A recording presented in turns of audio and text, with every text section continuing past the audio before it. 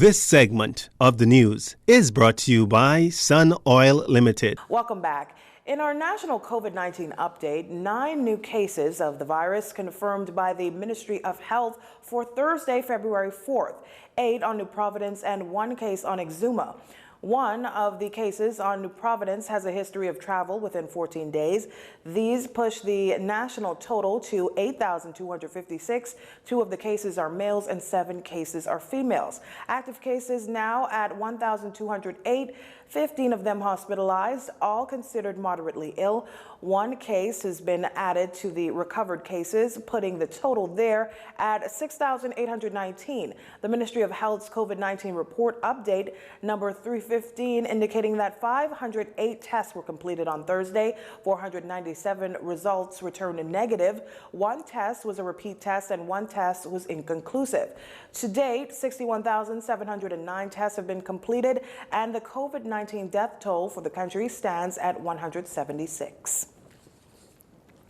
An investigation was recently launched into allegations of a theft ring at the Bahamas Technical and Vocational Institute, BTVI. In a recent statement, the institution states that while 2 employees were terminated for theft, no evidence of a theft ring was found.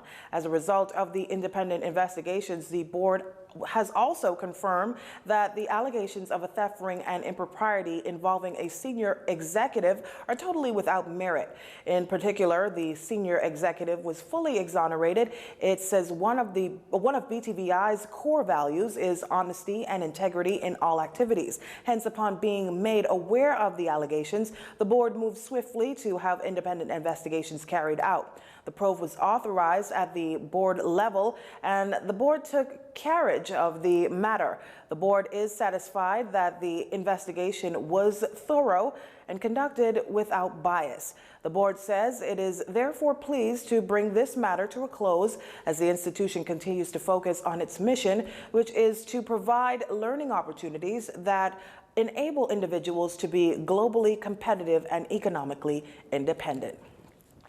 Human Rights Bahamas yesterday reported a sham video falsely and maliciously purporting to have been sponsored by the organization to the Cyber Crimes Unit of the Royal Bahamas Police Force.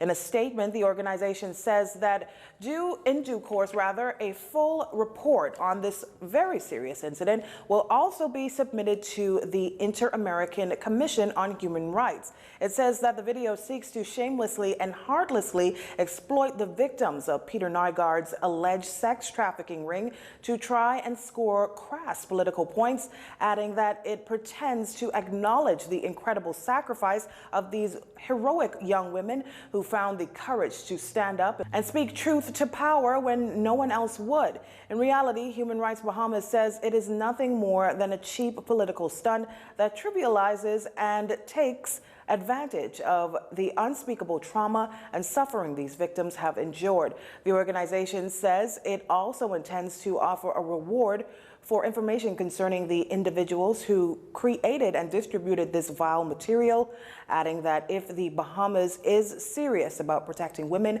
and children from sexual abuse, then all such accomplices must be brought to justice. Stay with us. Our final stories are up next. This segment of the news has been brought to you by Sun Oil Limited.